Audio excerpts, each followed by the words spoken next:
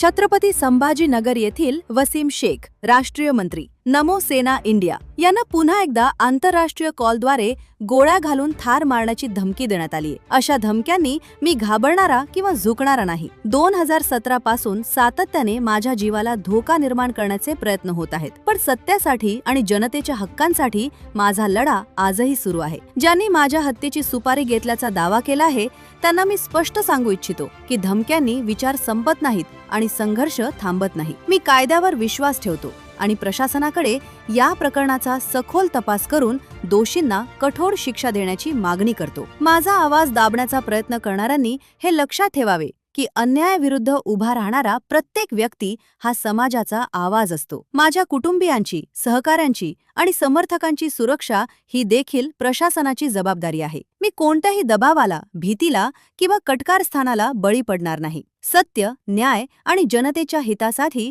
माझा संघर्ष शेवटच्या श्वासापर्यंत सुरू राहील, असे वसीम शेख यांनी प्रसारमाध्यमांशी बोलताना सांगितले।